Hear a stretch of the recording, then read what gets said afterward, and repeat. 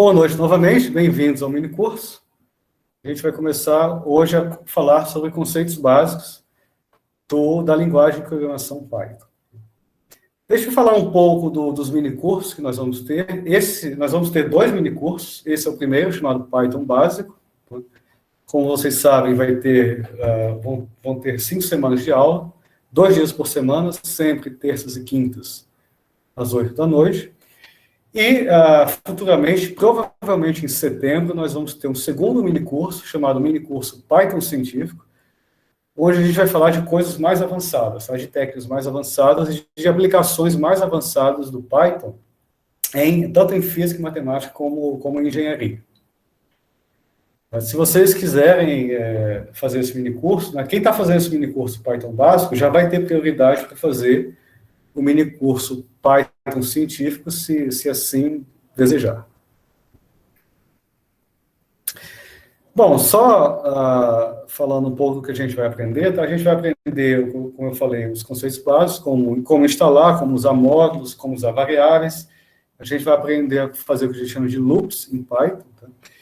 E, em particular, a gente vai usar duas bibliotecas muito poderosas em Python, chamada NumPy, que é uma biblioteca usada para computação numérica, e o Matplotlib, que é usado para fazer gráfico, de várias formas.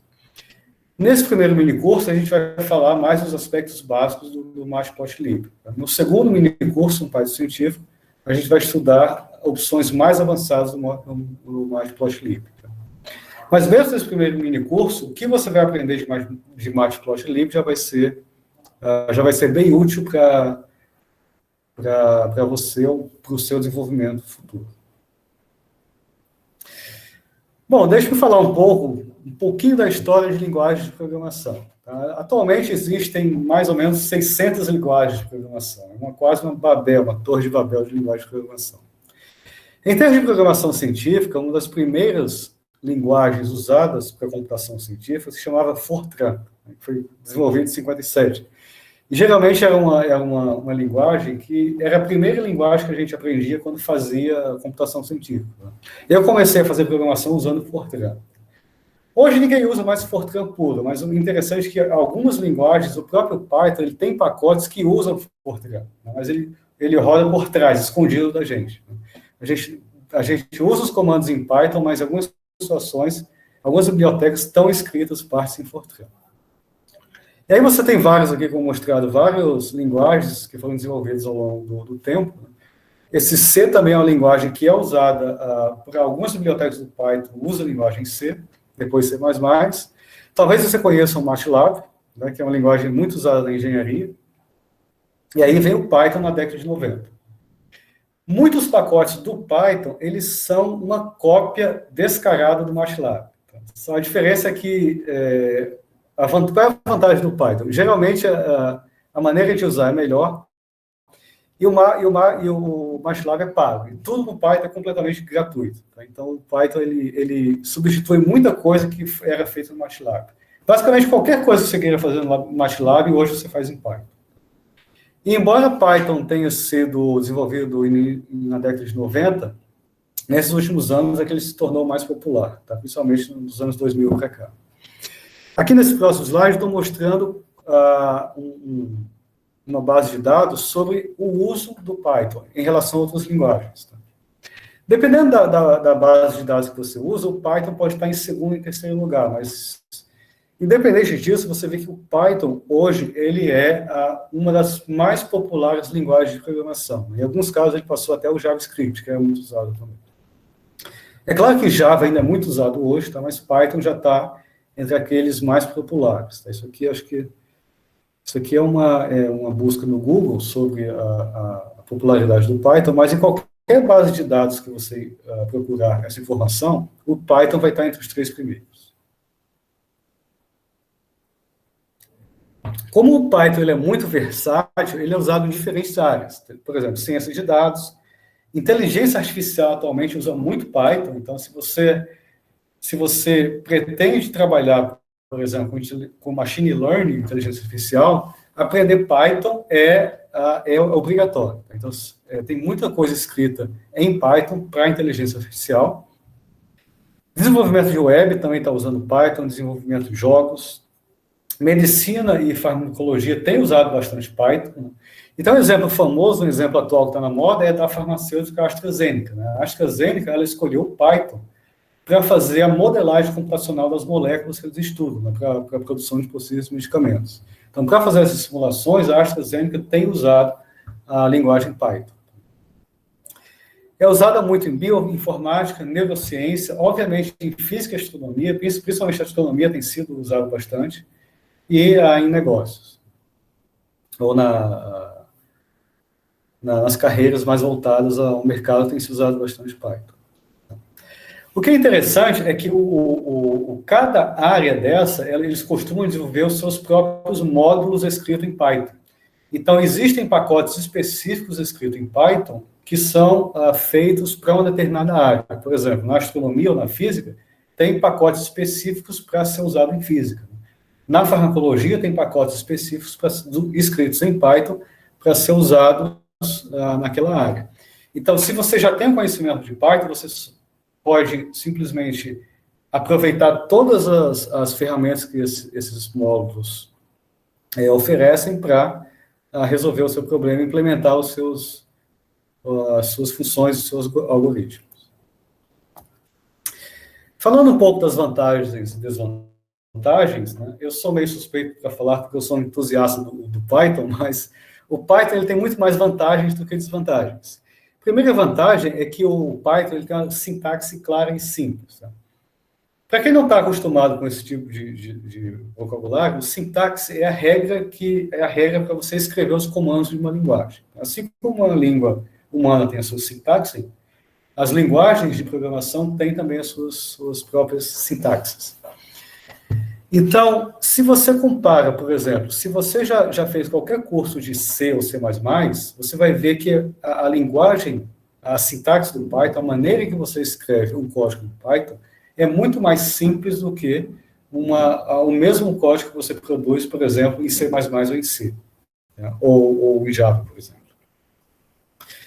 Isso tem um preço, tá? O preço disso é que quando a linguagem é muito simples, como é o caso do Python, isso pode levar você a cometer certos erros. É mais fácil você cometer erros. E a gente vai discutir isso ao longo do curso. Tá? Eu vou chamar a atenção em vários momentos ao longo do minicurso, como a gente pode evitar erros que podem ser muito graves quando a gente escreve um programa em Python.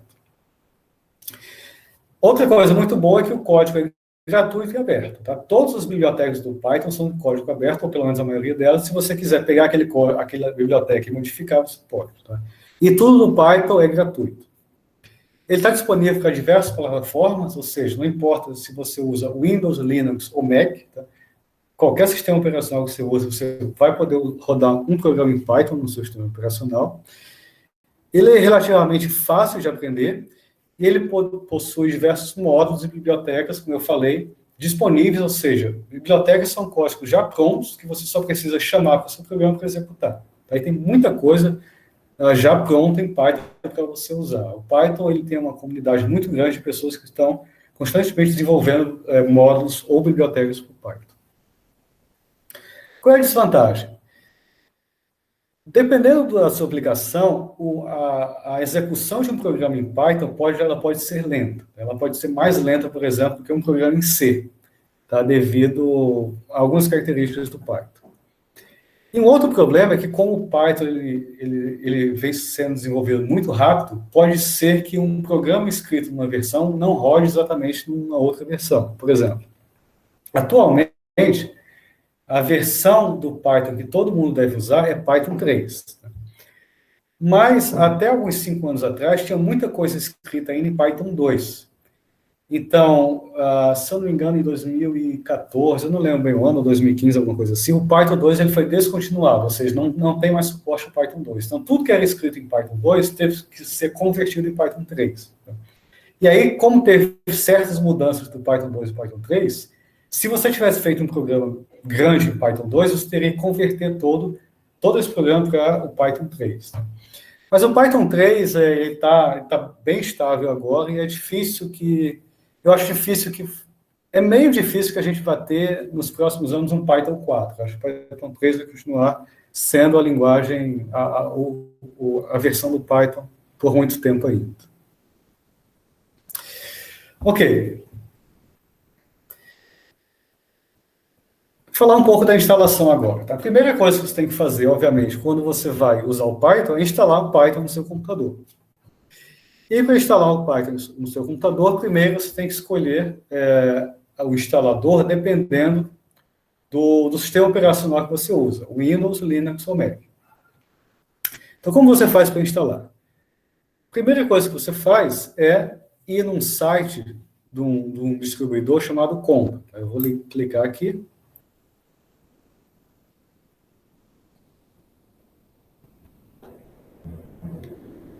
Deixa eu aumentar esse zoom. Então, você vai aqui nesse site chamado Miniconda. Então, o Miniconda ele é um distribuidor e um gerenciador de todos os pacotes de Python. Quando você entrar nesse site, você vai ter aqui os instaladores para o seu sistema operacional. Então, se você quer o instalador para a versão Windows, você vem aqui e baixa o Python 3.9, que é a versão mais recente, para o seu Windows, ou de 64 ou de 32 bits. Tem para Mac também e tem para o Linux. Então, você só vai baixar, você baixa o instalador para o seu sistema operacional. Eu vou explicar rapidamente porque isso é fácil, tá? Vocês vão ver que é muito fácil instalar o Python. Vou explicar rapidamente como ele instala em cada sistema operacional, mas é muito simples. Eu uso Linux, tá? Mas eu sei que como muita gente usa Windows, eu vou falar um pouco como instalar no Windows. Tem um detalhezinho que você tem que ter cuidado lá.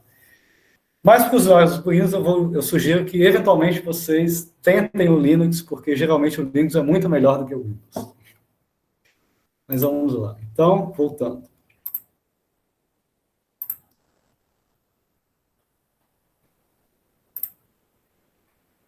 Então, você baixa o instalador, e aí você vai instalar, no caso do Windows, né, você vai instalar como você instala qualquer programa em Windows. Clica, dá lá 2 vezes no arquivo executável e segue as instruções da tela.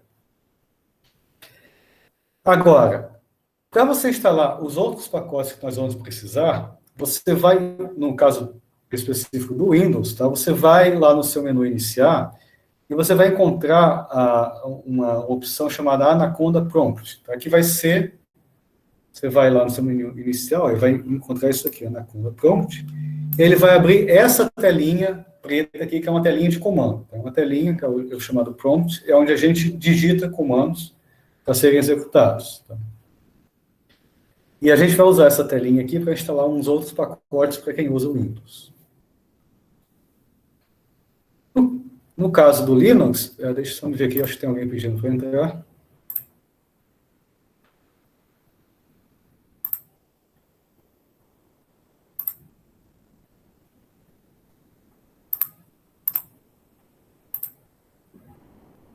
No caso do Linux, tá? Quem usa Linux também está acostumado a instalar programas em Linux. Basicamente, você vai instalar, você vai baixar o instalador, e aí você vai lá, ó, você vai no diretório onde você baixou o arquivo e dá esse comando, bash miniconda blá blá blá, onde esse camarada aqui é o arquivo que você baixou. Segue as instruções da tela e no final você dá esse comando lá no seu terminal. Tá? Quem usa Linux deve estar acostumado a usar terminais. Tá? Instala lá digita lá no seu terminal conda list e vai ter lá todos os pacotes que ele instalou. Eu não vou falar como instalar no Mac, mas se você olhar na página da Anaconda, tem lá muito claro como fazer a instalação, é muito fácil. Tá? Também é muito fácil também instalar no Mac. Se você gosta de usar celular, que não é o meu caso, mas se você gosta de usar celular, tem uma maneira de você instalar o Python no Android. Tá? Então, você vai lá no seu Google Play e procura, por exemplo, esse aqui, o Python 3L. Ele é um interpretador de Python para Android, e ele pode ser usado para programas simples. Tá? Se você quiser fazer testes simples de um programa simples em Python no seu celular, você pode usar esse aqui, o Python. Obviamente, não é uma ferramenta que você vai usar para desenvolver um programa mais complexo. Tá? Isso aí tem que ser feito num computador. Mas se você quiser usar para fazer um teste rápido, você pode usar. Eu nunca usei esse Python, tá? Mas eu tenho um aluno que usou e ele falou que funciona. Então, se vocês quiserem, fiquem à vontade para testar. Ok. Então, depois que você instalar o Python, que a gente chama do core, né, o coração da linguagem Python, ali, o interpretador Python, aí você deve instalar outros pacotes ou outros módulos que nós vamos usar nesse mini curso. Tá? Então, a primeira tarefa de vocês para a aula seguinte, não agora, mas para a aula seguinte, quando acabar ou amanhã, o primeiro exercício de vocês é instalar o Python e instalar esses pacotes. Como você vai fazer? No Windows, ó, você vai abrir esse prompt aqui, tá? Esse prompt, essa telinha, e nessa telinha você vai dar esses comandos que estão escritos aqui. Esses comandos. Para quem usa Linux, é só dar esses comandos aqui no seu terminal. Tá? Então, o que é que nós vamos instalar? Nós vamos instalar esse Spider, tá? Que Spider é um programa que a gente usa para escrever programas em Python. Tá? Eu vou mostrar daqui a pouco. A gente vai instalar o Jupyter, que é uma outra maneira, ou uma outra ferramenta para escrever programas em Python. E nós vamos instalar o NumPy, que é a biblioteca numérica que a gente vai usar para fazer programação numérica. Matplotlib, que é a biblioteca usada para fazer gráfico. Né? E essa biblioteca SciPy, que é muito poderosa, que é voltada para o Python científico, que nós não vamos usar nesse mini curso, mas nós vamos usar no mini curso em setembro, para quem for fazer. Então, você pode instalar dessa forma. Bom, vamos supor, então, que você instalou o Python, instalou todos esses pacotes, e agora a pergunta é, o que é que eu faço com isso? Então, primeira coisa, vamos olhar primeiro para o Spider, que é esse programa que a gente usa para escrever programas em Python. De modo mais técnico, o Spider é o que a gente chama de IDE, que é o Ambiente de Desenvolvimento Integrado. Então, quando você abre o Spider, você vai ver aqui uma tela toda em branco, que é chamada de editor, que é literalmente onde você escreve o seu código, onde você escreve o seu programa em Python. Aqui do lado tem uma coisa chamada de Python Shell, que ele tem duas funções. Primeiro, o output do seu programa, ele vai aparecer aqui, por exemplo, suponha que você tenha feito um programa para somar 1 mais 1. Se você fizer um programa para somar 1 mais 1, a saída 2 vai aparecer aqui. Tá? Mas esse Python Shell, ele também tem um interpretador, tem o que a gente chama de Python interativo, quer dizer, o comando que você der aqui nessa parte, ele vai ser executado automaticamente, tá? E na próxima linha ele vai te dar o resultado do seu comando. Eu vou mostrar aqui como funciona, tá? Para você abrir o seu programa, esse programa Spider, o que você faz? No Linux, basta você digitar no seu terminal Spider. No Windows, depois que você instalar o Spider, é só você ir lá no seu botão inicial e ver lá o Spider. Então, quando você abrir o Spider, tá, isso aqui vai aparecer.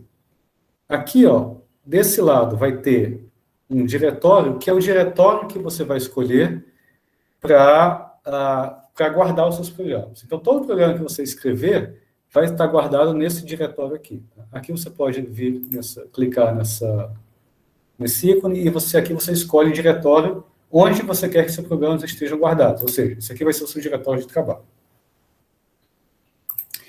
Aqui, ó, aqui nesse... eu vou aumentar o zoom aqui, peraí.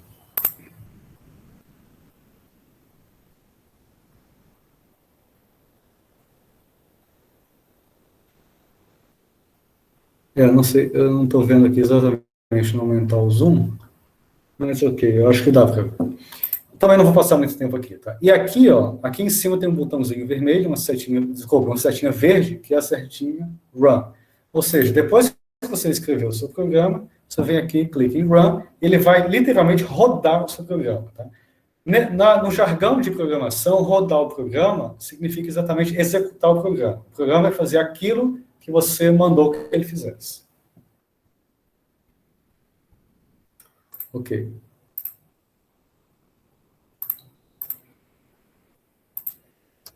Então, esse é o Spider. Eu vou dar um exemplo só nesse mini curso, como usar o Spider, porque na maioria das vezes a gente não vai usar o Spider. Nós vamos usar um outro programa, um outro editor de Python, chamado Jupyter Notebook. E ele é chamado Notebook porque é literalmente um livro de anotações do seu trabalho. Tá? Ele é um programa, um ambiente interativo, onde cada comando do Python que você dá, embaixo ele vai dar o resultado daquele comando. E aí todo o seu trabalho fica registrado de forma linear nesse ambiente, chamado Jupyter. Então, para você abrir o Jupyter no seu computador, o que você faz? No Linux, basta você abrir o seu terminal e digitar Jupyter Notebook. No Windows, a mesma coisa. A diferença é que agora você vai abrir aquele prompt lá do Anaconda e digitar também Jupyter Notebook. Pode até ser que o Jupyter esteja no seu menu inicial do Windows. Né? Como eu não uso Windows, eu não sei se ele está. Mas se ele não tiver, é só você abrir lá o seu Anaconda prompt e digitar Jupyter Notebook. Tem uma versão também web que ela pode ser usada para fazer um pequeno teste. Então, por exemplo, se você quiser fazer um pequeno teste com o que a gente vai ver hoje, então você pode usar essa versão web. Essa versão web, obviamente, não é a versão que a gente vai usar para escrever os nossos programas. Então, o ideal é que você tenha o Jupyter Notebook instalado no seu computador. Mas, para hoje, exclusivamente para hoje, você pode usar essa versão web. Então, eu vou mostrar aqui, ó.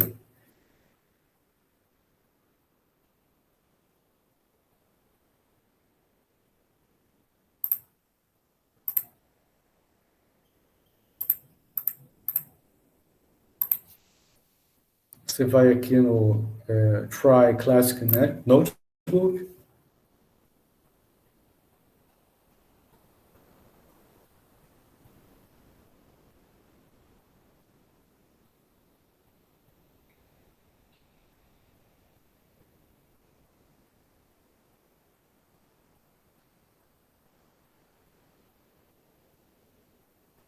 Às vezes ele demora um pouco. Você pode tentar abrir também no seu computador.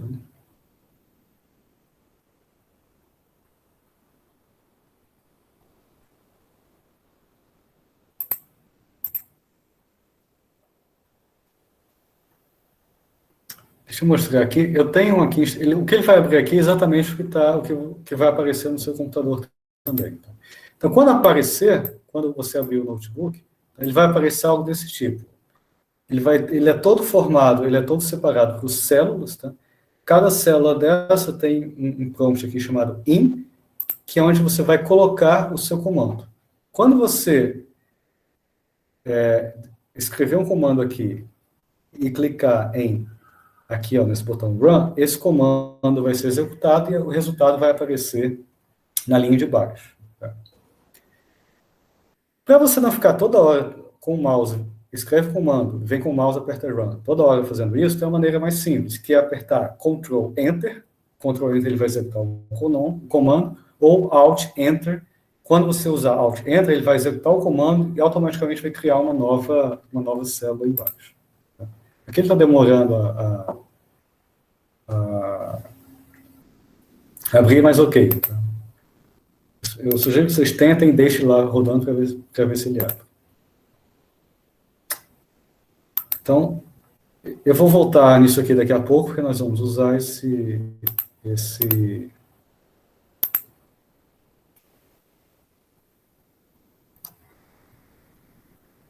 programa. Ok. Então, já que a gente sabe agora como instalar e o que a gente vai usar para escrever programas, vamos criar o nosso primeiro programa em Python. Para isso, a gente vai usar o Spider. Tá? Provavelmente vai ser a única vez que eu vou usar Spider nesse mini curso. Mas eu acho importante mostrar a vocês, pelo menos como usa, porque se futuramente você quiser investir em aprender mais sobre o Spider, você já deu o primeiro passo. Então vamos lá. Então, antes de mais nada, eu vou escolher em qual diretório eu quero que meus arquivos sejam salvos. Então eu vou escolher aqui, ó, no diretório temp.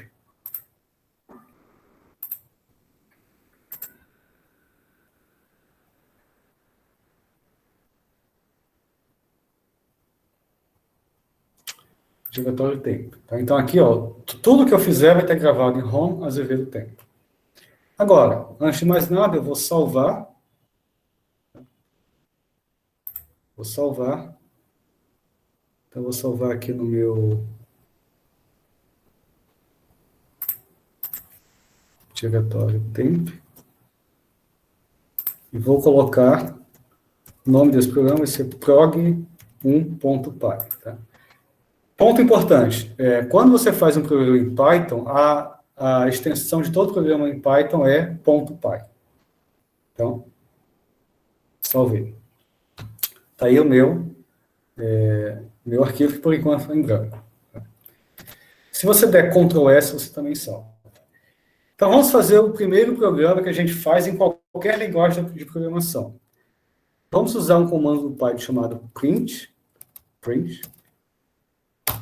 E print, ele faz exatamente isso. Ele vai imprimir qualquer coisa que você coloque entre parênteses. Então, eu vou imprimir a mensagem. Olá, mundo. Olá, mundo. Então, esse aqui vai ser o meu programa. Meu programa é um programa que imprime essa mensagem. Vou salvar. Aí eu venho aqui, ó, na setinha verde, run, executar esse programa. Se você olhar, eu acho que está pequeno, eu não consegui aumentar, mas se você olhar aqui nesse console do lado direito, tá, você vai ver que o que ele fez, ó, foi exatamente o que eu mandei ele fazer. Eu mandei ele imprimir Olá Mundo, o que ele fez, imprimiu Olá Mundo. Então, essa é a maneira que você escreve programas usando o Spider. Você escreve um programa aqui, salva como .py e roda.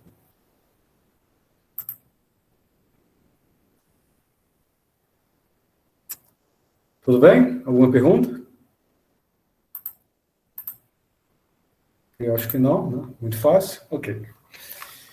Tá, então vamos falar agora um pouco, né? Vamos sair um pouco das questões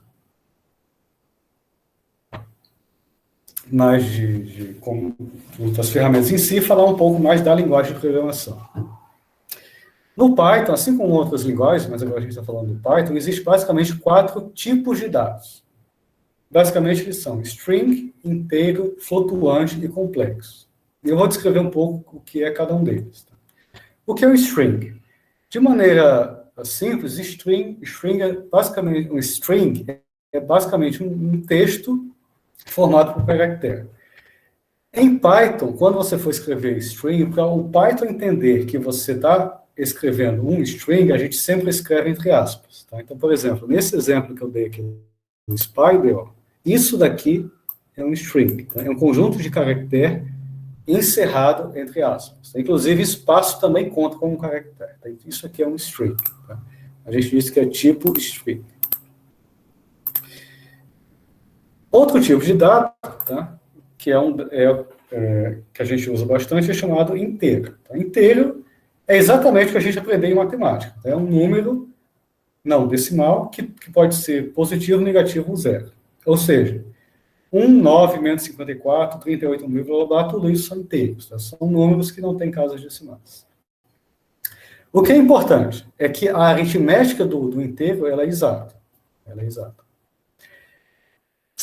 O Python tem uma coisa interessante, tá? Se você precisar escrever um número muito grande, um inteiro, não só inteiro, mas outros números, mas principalmente, se você precisar escrever um número muito grande em Python, para ficar mais fácil de ler, você pode separar o número por traço baixo. Então, por exemplo, se você quer escrever 10.525.839, né, você pode usar traço baixo para separar esses números de uma forma mais humana. Tá? Que o Python, quando o Python lê isso daqui, ele automaticamente vai entender que é isso. Tá? Então, essa é uma maneira que ajuda ao programador a não se perder ali nas milhas do número. Então, isso eu entendo. Outro número, que na verdade é o mais usado em programação científica, é o flutuante. O que é o flutuante? O que a gente chama, flutuante é chamado tipo float. Eles são exatamente representações de números reais. Tá? São flutuantes, são números que têm casas decimais, por exemplo, 1,3 menos 0,4, ou 1,65 vezes 10 a menos 6. Um ponto importante aqui, tá? Se você já programou, provavelmente você já sabe disso, mas para quem não tem muita intimidade com programação, inicialmente é comum cometer o seguinte erro: usar vírgula no lugar de ponto como separador decimal. A gente usa vírgula porque é assim que a gente usa em português. Mas em programação, o separador decimal é ponto. Tá? Então, 1.3 é 1,3 em português. E interessante é que você também pode, quando você escreve os números em Python, você pode escrever também notação científica usando E. Aqui, ó, E, essa expressão. Tá? Então, se você quer escrever 1.65 vezes 10 a menos 6, né, na linguagem formal matemática, em Python a gente escreve 1.65 e menos 6. Tá? Tudo que vem depois do E é a potência de 10. Então, por exemplo, vamos misturar um pouco. Se você escrever 13 em Python, ele vai entender que é um inteiro. Se você escrever 13.0, ele vai entender que é um flutuante. E se você escrever 13 entre aspas, ele vai entender que é um string. Vou mostrar isso aqui. Aqui é o web abrir. Então, ó. Tá aqui, vou fazer esse exemplo com o Jupyter. Né? Aqui, ó, se você clicar aqui nessa parte do Jupyter, ele vai pedir para você colocar qualquer nome que você queira para esse arquivo. Tá? É uma maneira de você dizer qual vai ser o nome do seu arquivo Jupyter. Então, tá aqui, ó. Eu vou colocar 1 e vou dar Ctrl Enter para ele executar. Então, dei 1, ó. Esse 1 aqui quer dizer primeiro comando. O primeiro comando foi 1. E ele me devolveu 1. Ou seja, quando eu escrevo 1 em Python, ele entende que isso é um inteiro. Ele está dizendo, ó, eu entendo que esse número aqui é um inteiro. Se eu escrever 1.5, automaticamente ele entende que isso é um flutuante. E se eu escrever 1.5 entre aspas, automaticamente, ó, ele vai entender que isso aqui é um string, ou seja, não é um número que ele vai realizar operações matemáticas. Ele sabe que isso aqui é um string. Ok.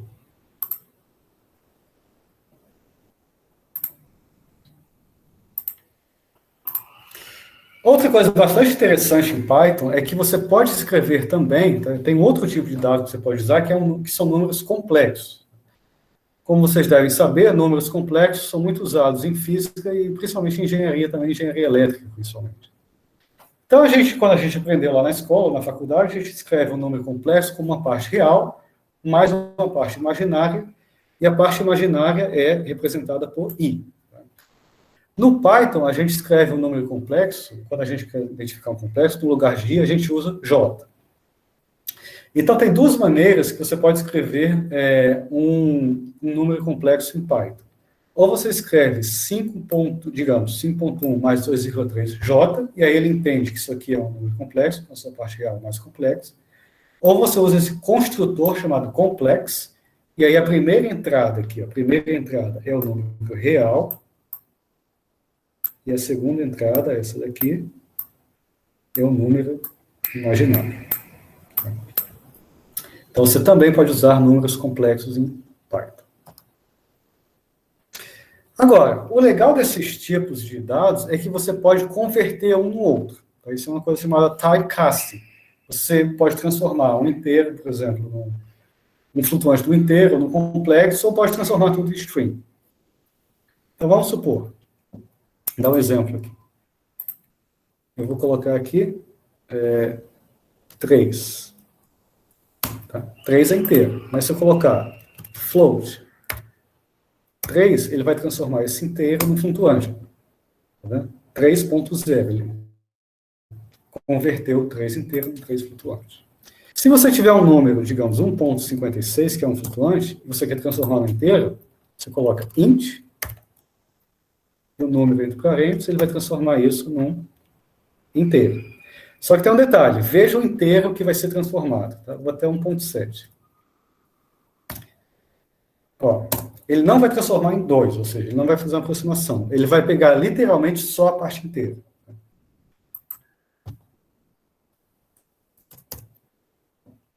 E você também pode usar a string, digamos, 2.3, é um número flutuante. Se você der esse comando, ele vai transformar 2.3 em string.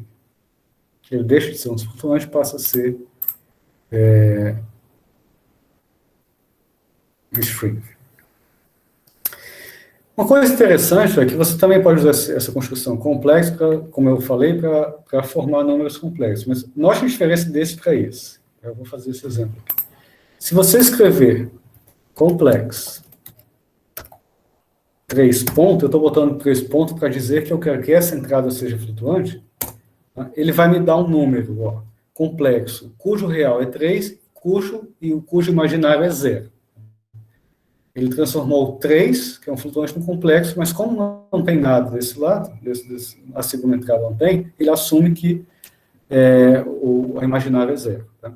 Isso aqui, mesmo que essa parte imaginária seja 0, isso aí é guardado na memória como um número complexo. Tá? Se você quiser um número puramente complexo, você coloca 0, digamos, 2.1. Ele vai entender, que aí, isso aí ele vai entender que é puramente complexo, ou seja, é um número que só tem a sua parte imaginária.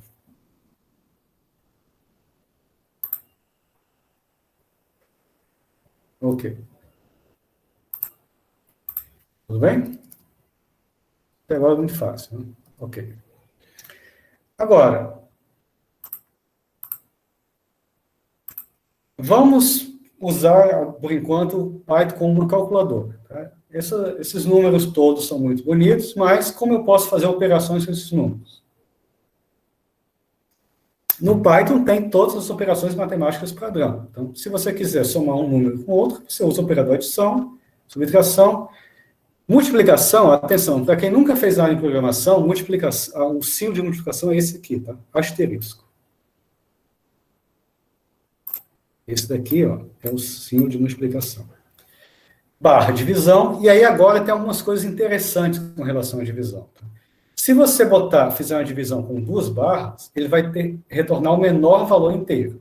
Então, embora a sua divisão dê um flutuante, ele vai retornar o inteiro, só a parte inteira daquela divisão. Agora, vamos supor que você queira o resto de uma divisão. Aí você usa porcentagem. E se você quiser um número elevado ao outro, você usa 2 asteriscos. Então, vamos fazer aqui. Por exemplo, eu quero fazer 3 vezes 2, 3 vezes 2. Tá, aí ele vai retornar 6. Tá? Esse é só um comentário à parte. Esse 11 aqui, nessa célula do Jupyter, quer dizer que eu já dei 11 comandos. Tá? Toda vez que você dá um comando, ele vai aumentar esse número aqui nessa célula.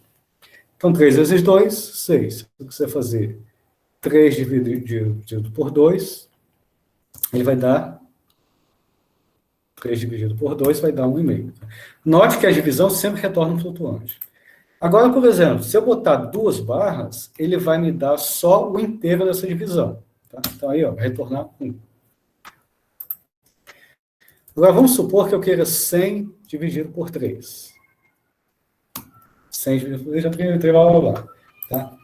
Se eu botar, de novo, 100, ele vai me dar só a parte inteira. Tá? Note que ele sempre retorna um flutuante. Ele retorna a parte inteira, mas em forma de flutuante. Agora, se eu botar isso daqui, 100 porcentagem 3, ele vai me dar o resto da divisão. Tá? 1. Ou seja, 100 dividido por 3, o resto da divisão é 1.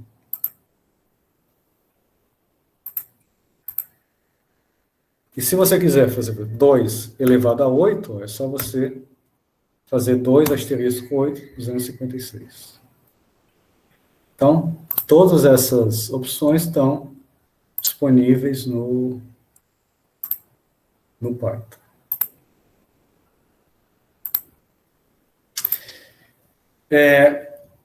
Em alguns momentos do minicurso, eu vou botar umas caixinhas vermelhas para chamar a atenção. Tá? Então, a primeira coisa que eu quero chamar a atenção é que esse operador barra, ele sempre vai retornar um flutuante.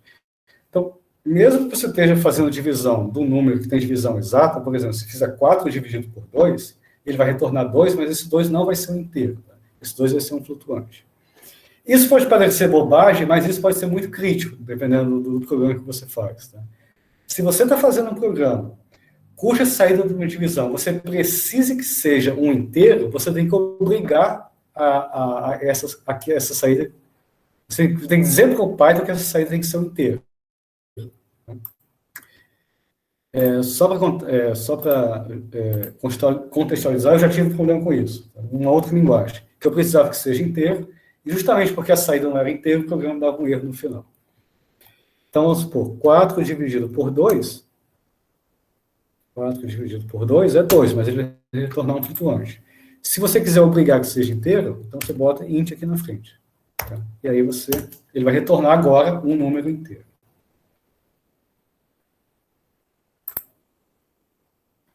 Então, fiquem atentos a isso.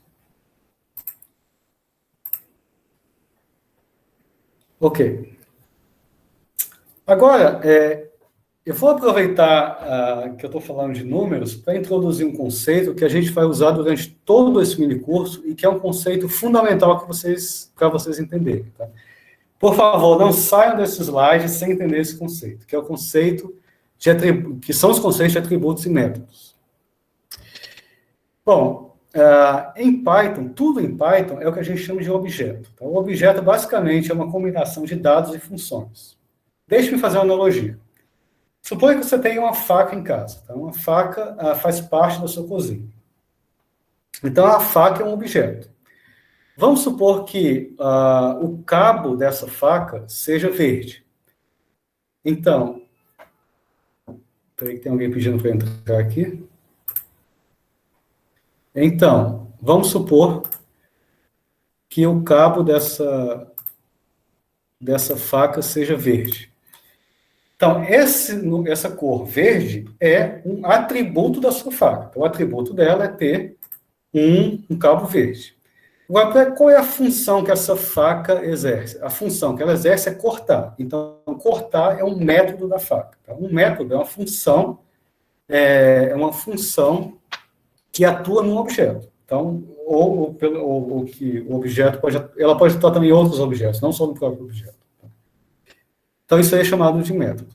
Então, toda vez que você tem um objeto em Python e você quiser saber qual é o atributo desse objeto, por exemplo, a cor da faca, você vai usar essa sintaxe, objeto.atributo, o atributo do objeto. Toda vez que você quiser acessar um método do objeto, ou seja, uma função exercida por aquele objeto, você vai usar essa sintaxe, objeto.método, parênteses. Tá? E aqui dentro dos parênteses pode ter alguns parâmetros, dependendo do seu método. Esse método ele pode ser, dependendo do caso, ele pode ser usado dessa forma, ou alguns métodos exigem que tenha uma entrada aqui. Tá? Vai ficar mais claro, isso vai ficar mais claro ao longo desse curso. Então, eu vou dar um exemplo. Vamos supor que você tem um número complexo, 4 mais 5J. Esse objeto, tá? Esse objeto, que é um objeto complexo, ele tem dois atributos, chamado real e imag. Então, se eu escrever 4J barra real, veja, quando não tem nenhum parênteses aqui, quer dizer que eu estou acessando um atributo desse objeto. Quando eu boto real, ele me dá o atributo dele. Qual é o atributo? 4. Ou seja, ele me diz qual é a parte real. Ele também é um atributo imag que retorna a parte imaginária desse objeto. E aí ele tem agora um método chamado conjugate, que é pegar o complexo conjugado desse número. Se você lembra lá das suas aulas de matemática, complexo conjugado de um número complexo é simplesmente inverter o sinal da parte imaginária. Então, você pega isso aqui e aplica o método, a função conjugate, ele vai pegar esse sinal e vai trocar esse sinal positivo pelo negativo. Então, isso daqui, esse método, retorna o conjugado desse objeto. Então, isso aqui é um método, isso aqui são os atributos. Ok, fácil. Bom, agora você pode pensar assim, mas que coisa mais boba, né? Claro que eu estou vendo que 4 mais 5J, 4 é o real e 5 é o imaginário. Qual é a grande vantagem desse bagulho? A vantagem desse bagulho é que, quando a gente pensa em programação, a gente não está pensando em fazer operações com um tipo de dados. A gente está pensando, a gente faz um programa para que ele realize operações num grande conjunto de dados e muitas vezes, em muitas situações, em várias vezes repetidas. Tá? Então, quando a gente, supõe que você está trabalhando com matriz complexa, 100 por 100, e você quer pegar a parte real de todos os números que estão na diagonal dessa matriz. Tá? Você não vai pegar um por um, tá? Você vai pegar...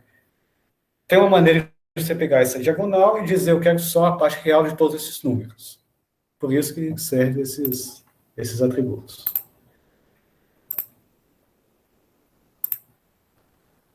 Ok? Lembrando que a qualquer momento vocês podem fazer perguntas.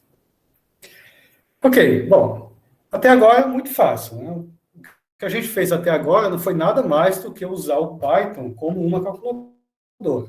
Já aprendi o que são, quais são os dados, quais são os tipos de dados, já sei somar, dividir, multiplicar, isso aí eu posso fazer na mão, para que serve isso afinal? Bom, como todo bom cientista, pelo menos cientista da área de exatas, ou também, às vezes, da biológicas, o que a gente gosta mesmo é de fazer conta, né? Conta com operações, com funções matemáticas. Então, vamos começar a fazer um pouco de conta agora. O Python, como eu falei, ele tem muitas bibliotecas com funções já implementadas. Tudo que você tem que fazer é usar essa função. Então, tem duas operações, né, ou funções, né, lembra que métodos são chamados de funções, duas funções ou dois métodos, que já estão lá no Python no core da linguagem dele, a gente chama por default. Ele está lá, você não precisa chamar nenhuma biblioteca para usar essas funções. E essas funções são chamadas APS e round. O que elas fazem? Essa função APS, né, você já deve ter deduzido, tá? A ABS vem de absoluto, ele vai tomar o módulo do número que está entre parênteses. Então, se você botar ABS menos 6, ABS parênteses menos 6.4, ele vai retornar um módulo que é 6.4. Isso para o número inteiro ou flutuante. Agora tem uma coisa interessante aqui. O que acontece se você colocar o ABS de um número complexo? Lembra que o módulo do número complexo é a raiz quadrada da parte real ao quadrado mais a parte imaginária ao quadrado. Então, o ABS de um número complexo retorna um módulo desse número. Raiz quadrada de 3 ao quadrado mais 4 ao quadrado, tá? Que obviamente é 5. Isso aqui é uma coisa que a gente chama em programação, a gente chama de polimorfismo. Ou seja, é a mesma função, ela atua de modo diferente dependendo da entrada que você dá. Tá? Se a entrada for inteiro ou flutuante, ele simplesmente calcula o módulo, ou seja, retorna o valor positivo. Se a entrada for um complexo, ele retorna o módulo desse número, que é a raiz quadrada do quadrado do real mais o quadrado do complexo. Outra função que pode ser bastante útil é o round. Lembra que quando a gente fez uma divisão de números com duas barras, eles retornavam inteiro, mas eles sempre retornavam o menor inteiro. Vamos supor que você queira aproximar um número. Vamos supor que você queira aproximar 5,56. Se você aplicar esse número, essa função round para 5,56, ele vai aproximar esse número para o próximo inteiro. Ou seja, aqui ele vai seguir as regras de aproximação que a gente conhece. Tá? 5,56, tá? Como esse número aqui depois da vírgula está maior que 5, ele vai aproximar para 6. Essa é a maneira de usar round, tá? Mas existem outras. Você pode colocar um outro argumento, tá? Aqui na função round, ele aceita um outro argumento, que é o número de casas decimais que você quer que o número seja aproximado. Então, por exemplo, se eu tenho todo esse número aqui, tá? 3,14, 1,9, lá, e você quer aproximar com duas casas decimais, ele vai escrever 3 e vai pegar duas casas decimais, 3,14. E aqui você pode colocar quanto você quiser. Se você colocar 4, ele vai aproximar com 4. Então, quando você não coloca nada, ele vai aproximar com inteiro. Quando você coloca esse outro argumento aqui, ele vai retornar o número aproximado dentro daquela precisão que você estabeleceu. Ok? Alguma pergunta? Ótimo. Ok, agora vamos começar a fazer coisas mais interessantes, tá? Como a gente faz, por exemplo, raiz quadrada ou função trigonométrica? Como a gente calcula isso em Python? Você pode pensar assim, você já está acostumado, talvez, com uma linguagem de programação, e você sabe, por exemplo, que raiz quadrada no computador, a gente usa um comando chamado sqrt. Então, vou lá, vamos supor que eu queira sqrt, é muito fácil, sqrt de 4. Vou calcular aqui sqrt de 4, tá? Erro. Deu erro. Infeliz, desgraçado, tá? Aliás, só abrindo parênteses, xingar o programa é normal, ele não é sensitivo, então você pode fazer isso. E outra coisa, quando a gente começa a programar, a gente obtém muito mais erros do que acertos. Então, não se preocupe com isso. Tá? Se vocês estiverem programando pela primeira vez, você vai encontrar muitos erros, você vai xingar muito o programa, mas isso é absolutamente normal. Tá? Errar é parte do nosso aprendizado. O bom do Python é que ele tem mensagens de erro que são muito úteis. Né? Geralmente, você consegue descobrir o erro olhando para a mensagem de erro que o Python retorna. Então, você tentou calcular aqui sqrt4, ele retornou isso aqui, ó. Name sqrt não é definido.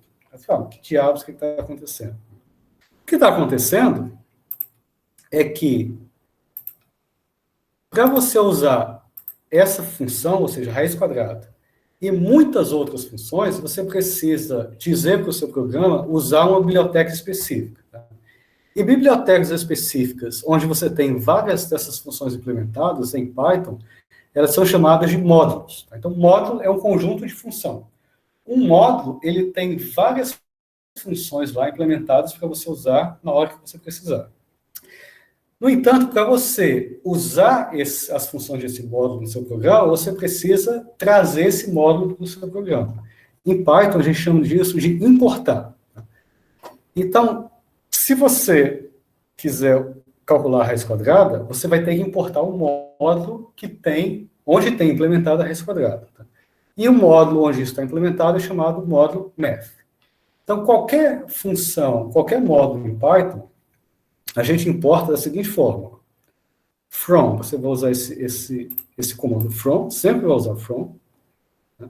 Aqui você colocar o nome do módulo, e desse módulo, import, isso aqui é o comando, a função que você quer.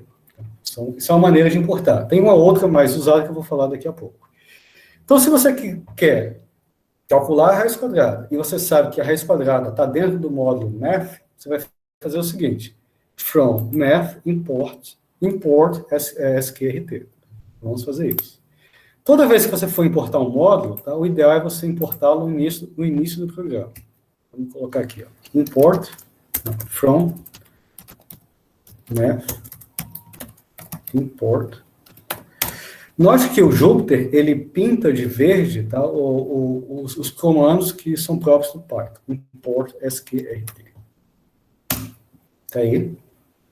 Agora, ó, vou calcular 4. Agora sim, 2. Agora não deu erro, tá vendo? Ele calculou, retornou aqui 2. Porque agora você trouxe para a memória do seu programa as funções que estão no módulo math. A vantagem disso é que, se você só traz para o seu programa os módulos que você precisa usar, você economiza a memória. Tá? Você não tem que ficar enchendo inicialmente a memória do seu programa de coisas que você não vai usar. Então, o Python só traz, né, para salvar a memória, para economizar a memória, você tem a opção de só trazer para o seu programa aquilo que de fato vai ser usado. Aí você pergunta assim, olha, você pergunta assim, ok, isso aí está ótimo, você me falou agora que o sqrt está no módulo math. Mas o módulo math tem um monte de função. Como eu vou saber qual função está implementada lá? Tá? E aí aqui no Jupyter tem uma maneira muito útil de fazer isso, que é o seguinte, você faz import math, ou qualquer módulo que você quiser, tá? Isso aqui que eu estou fazendo para o math, ele serve para qualquer módulo que a gente for usar. Help math. Aí aqui, ó, o Python ele tem uma documentação muito boa, tá? Aqui embaixo, ele vai mostrar para você o link do programa, da documentação, e aqui embaixo, ó, ele vai te dar todas as funções que estão implementadas no módulo math, explicando o que cada um faz. Ou seja, arcosseno, em ordem alfabética. Aqui, ó, arco cosseno hiperbólico, arco seno, blá, blá, blá, tangente, combinação, blá, blá, blá.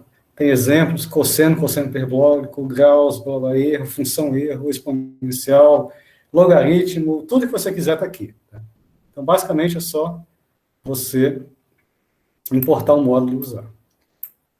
Por exemplo, se eu quisesse calcular o seno do ângulo, né, eu podia fazer from math import seno, e aqui, ó. Lembrando que em computação, tá, quando a gente calcula funções trigonométricas, a entrada são sempre em radiano. Tá? Então, vamos supor 3,14, e vai retornar o valor do seno. Ok? Alguém quer fazer alguma pergunta? Ok. Aqui nesse slide, tá? Esse slide vai estar disponível para vocês lá no Classroom. Né? Como eu falei, todo esse material vai estar disponível para vocês no Classroom e também exercícios para vocês praticarem. Eu vou, não sei hoje, mas no máximo até amanhã deve estar disponível para vocês lá. Aqui, nesse slide, dou alguns exemplos das funções que estão implementadas no módulo math. Tá? Logaritmo, logaritmo decimal. Eu chamo a atenção com uma coisa aqui, no caso do log. Esse log aqui, tá, ele é o logaritmo neperiano. Se você quiser o logaritmo decimal, você tem que colocar o log 10. Tá? Então, cuidado com isso quando você for fazer alguma implementação. Se você quiser, por exemplo, retornar... Se você vai fazer alguma conta que envolve o número π, o ideal é você não escrever o número π como 3,14, blá, blá, blá. Tá? O ideal é você escrever ele dessa forma. Você importa o módulo math e escreve math.p. Que ele vai retornar o π com a maior precisão que o computador permite, tá, do flutuante. Na maioria dos casos, o flutuante ele tem uma precisão de 15 a 16 casas decimais. Então, ele vai retornar o π com essa maior precisão possível. Agora, vamos supor o seguinte, suponha que você precise usar, sei lá, 20 funções diferentes daquela do módulo math. Aí, no lugar de importar todas elas inicialmente, tem uma maneira mais interessante que geralmente a gente usa para importar um módulo, que é o seguinte. Eu mostrei que a gente pode importar assim. From math, import sqrt. Tá? Importei isso daqui. Se você quisesse importar outra função, você botava vírgula, botava outra função aqui. Mas uma outra maneira que geralmente é usada é fazer o seguinte. Você dá um apelido para esse módulo. Import math as mt. Você dá um apelido para ele. Digamos, esse mestre agora vai se chamar mt. E aí, ao longo do seu programa, toda vez que você quiser uma função relacionada ao math, você faz mt barra o nome da função. Vou mostrar aqui. Import. O bom disso aqui, ó, é que se você não vê que está verde, você vê que escreveu errado. Tá? Então, import math as mt. E aí, se eu quiser calcular o seno agora, eu faço mt.seno de 3,14. E aí, aqui eu posso usar qualquer função, por exemplo, logaritmo, log. Ou logaritmo decimal. Então, a gente usa muito mais essa forma de chamar um módulo.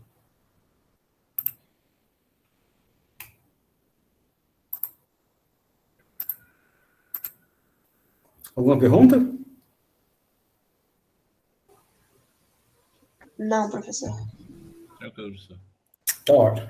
Professor, ali Então, eu vou atrás, deixar... Opa, sim. ali atrás tinha várias funções, assim, como você botar várias funções. Você pode importar, tipo, várias, ou tem que ser uma por uma? Não sei se... Não, se você quiser usar... Se você quiser usar esse formato, tá? Você pode... Não, na verdade, tem. Tem uma maneira que não é recomendada, que é o seguinte. Você pode fazer o seguinte. Isso aqui. Não, peraí.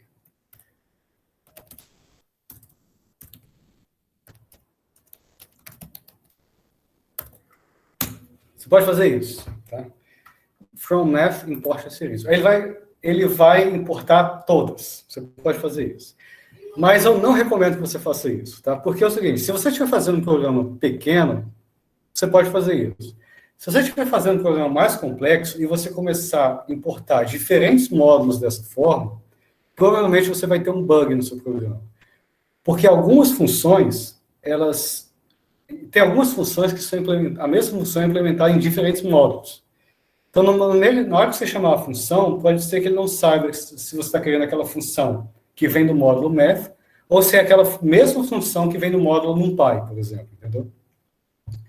Então, dá para fazer isso que você falou, dessa forma, mas não é recomendado, tá? Entendi. Ótimo, boa pergunta, obrigado.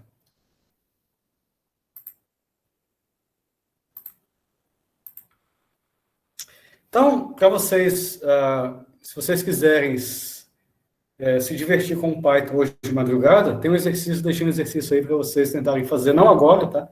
Mas para vocês se divertirem, se perder o sono, deu insônia, não sei o quê, no lugar de assistir uma série do Netflix, você pode tentar fazer o seu primeiro programa em Python. Tá?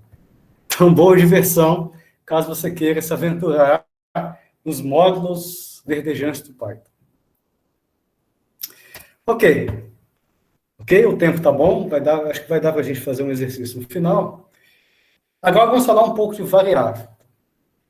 Bom, tudo que a gente fez até agora está ótimo, né? Eu pego os números, eu aplico operações matemáticas, eu sei calcular funções com esses números, mas vamos supor, por exemplo, que eu queira calcular SQR2 e vamos supor que eu precise...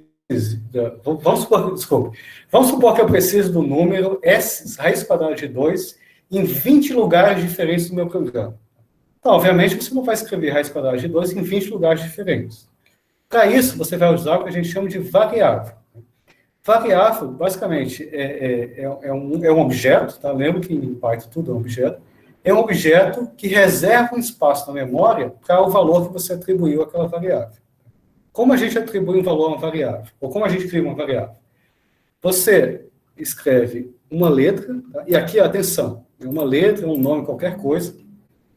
Atenção, que não seja entre aspas, tá? Isso aqui não é string. Você escreve aqui um número não, desculpa, você escreve uma letra, não pode ser um número, tá? Ou não pode iniciar com um número. Pode ser, por exemplo, se você quisesse fazer x1, um número, depois a letra pode, mas não pode iniciar com um número. Então, você escreve aqui alguma coisa, uma letra, uma palavra qualquer, igual a um valor. E esse valor aqui pode ser um inteiro, um flutuante, um string, o que você quiser.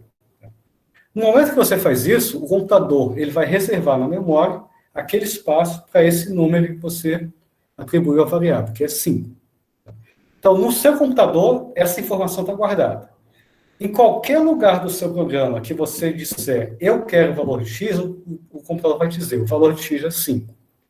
Então, se você quiser usar esse exemplo que eu dei, raiz quadrada de 2, 20 vezes no seu programa, é só você colocar x nesses lugares e ele vai entender que x é raiz de 2.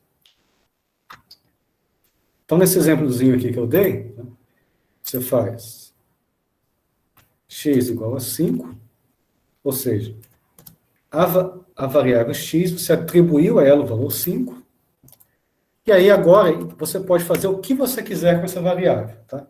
Eu vou fazer uma coisa bem simples, vou simplesmente imprimir o valor dessa variável. Aí ele vai retornar 5. Tá? Imprima o valor de x, o valor de x é 5. Perceba a diferença. Ó. Se eu fizer isso daqui, ele aqui vai entender que você está querendo imprimir a letra x. Tá? Aqui está dizendo, imprima o string x. Vai imprimir x. Tá? Porque esse x aí, entre aspas, é um string. Tá? Não é uma variável.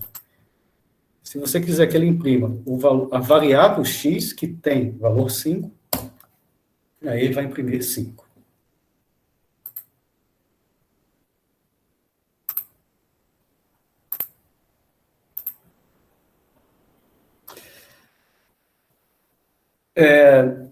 Fazer só um comentário, deixa eu fazer um comentário em relação a outras linguagens. Tá? Quando você escreve x igual a 5, note que o tipo 5 aqui, o tipo desse objeto 5, ele é um inteiro. Então, quando você faz x igual a 5, o Python, ele entende automaticamente que essa variável é uma variável inteira. Ou seja, ela guarda um valor inteiro. Em outras linguagens, por exemplo, como C, C++, quando você define a variável, você é obrigado a dizer se essa variável é inteiro, flutuante ou complexo. No Python, não. No Python, você tem essa liberdade de dizer que x igual a 5 e automaticamente ele entende que isso é um inteiro. Isso é bom porque é mais fácil. Isso é ruim porque, se você não prestar muita atenção nisso, você pode cometer um erro de execução. Tá? Mas, em geral, é muito mais simples. O bom disso é que, no meio do programa, você pode mudar o valor dessa variável. Ou seja, o x é uma coisa flexível. Se você definir o x igual a 5, tá, ele não vai ser sempre igual a 5. No meio do programa, se você quiser mudar o valor de x, você pode. Então, vamos supor que você usou x igual a 5, e no meio do programa você resolve que x não precisa mais ser 5. Aí você atribui a x, agora, você atribui a x um novo valor. Vamos supor, 9 vezes 2 mais 1. Então, aquele espaço da memória que estava guardado lá para 5, ele sai, esse 5 vai ser retirado, e aí, no lugar dele, vai entrar agora 19. Tá?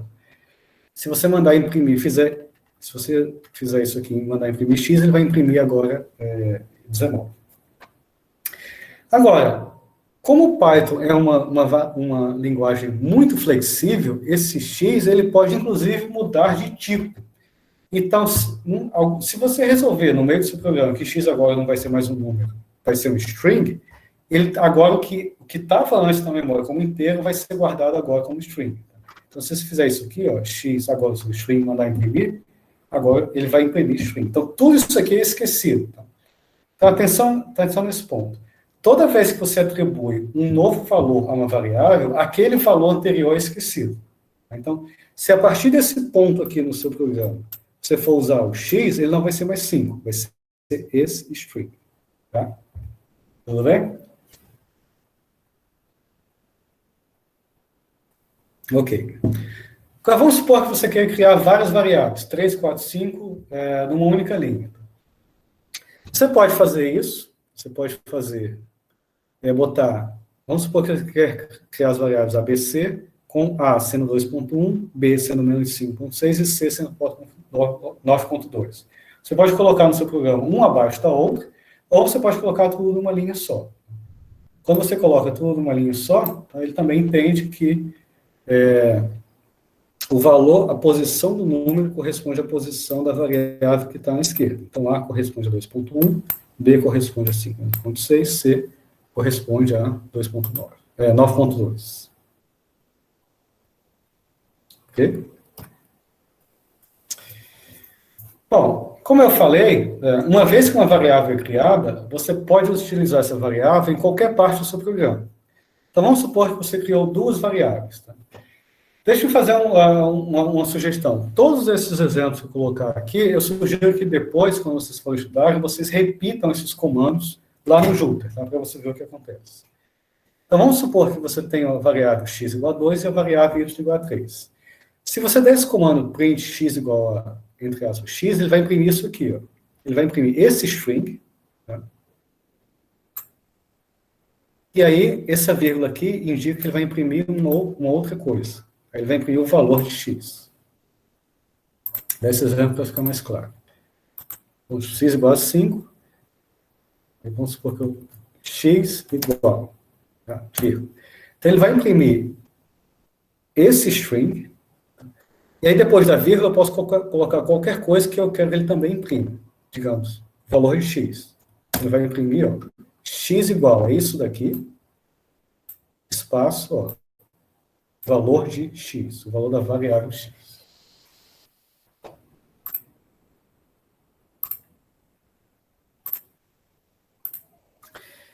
Dentro do print, você pode, inclusive, usar operações matemáticas. Tá? Então, se você quiser imprimir x mais y, string aqui, seguido por x mais y, ele vai fazer x mais y igual e vai fazer essa soma, 5. Tá? Ou a multiplicação, ou a operação que você quiser.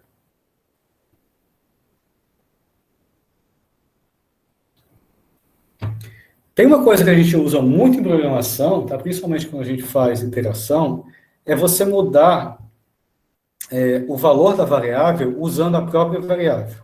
Então, vamos supor esse exemplo. Vou fazer esse exemplo porque ele é importante. Vamos supor que você tenha você criou essa variável z igual a 1.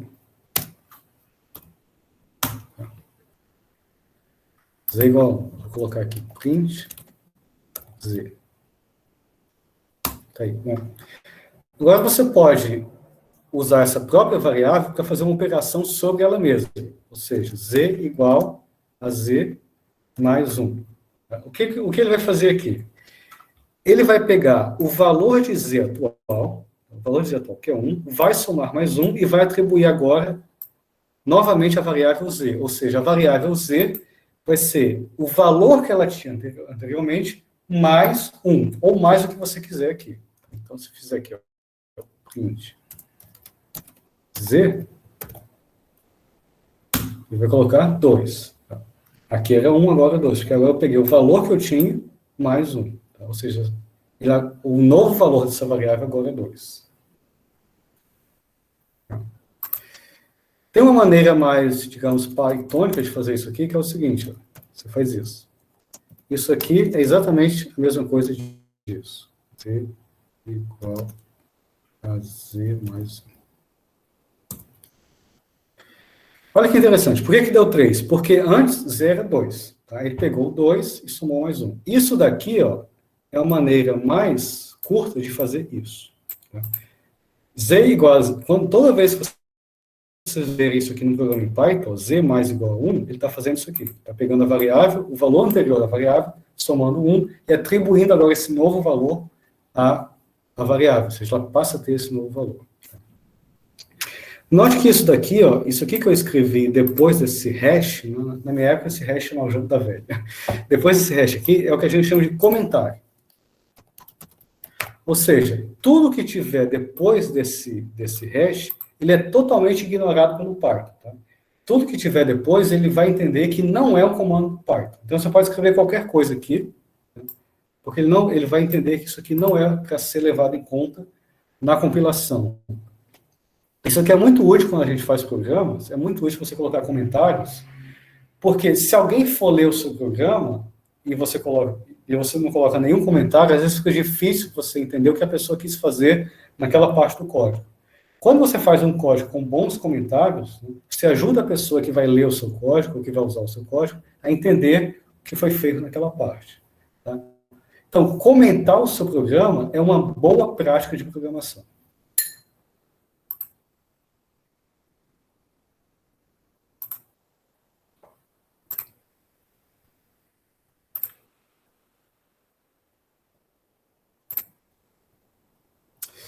Ok. Deixe-me agora dar algumas dicas sobre como a gente deve definir variáveis. Tá? Primeira coisa, tá, um tanto óbvia, mas é importante falar, que as variáveis elas devem ser escritas antes de serem usadas no código. Então, por exemplo, se você quer usar uma variável t, em parte do programa, e você ainda não definiu t, o Python não sabe o que é t, então ele vai dar uma mensagem de erro. Então, você só pode usar a variável a partir do momento que ela foi definida. Outra coisa crucial, o Python ele faz diferença entre maiúscula e minúscula. Tá? Então, x maiúsculo para o Python é uma variável diferente de x minúsculo. Se você definir, como a gente fez aqui, x igual a 2, e numa parte do programa você usar x maiúsculo, o Python vai retornar uma mensagem dizendo, não sei quem é x maiúsculo, tá? Porque você definiu a variável como sendo x minúsculo. Então, cuidado com essa diferença. Uma boa prática de programação é você escolher nomes que dão sentidos à variável que você vai usar. Então, por exemplo, se você está fazendo um programa que relaciona os dias da semana, você pode até usar a variável t, mas t não dá muito sentido a essa variável. Tá? Então, é melhor você usar uma variável mais extensa, por exemplo, dias da semana. Lembrando que nome de variáveis não podem ter espaços. Tá? A gente não tem espaço em nome da variável. Então, se você quiser criar uma variável com o nome de dias da semana, você pode criar dessa forma, com um traço baixo para separar as palavras. Você pode até usar também, digamos, letras maiúsculas, mas isso é totalmente não comum, é totalmente não usual. Então, se você definir uma variável aqui com dias da semana, começando com D maiúsculo, não está errado. O programa não vai retornar nenhum erro. Mas é algo totalmente não usual. Geralmente a gente usa letras minúsculas para nome de variáveis. E por último, uma coisa não menos importante é que a gente deve evitar usar, ou a gente nunca deve usar, na verdade, para as nossas variáveis, palavras que são chamadas palavras reservadas do Python. Palavras reservadas do Python são comandos.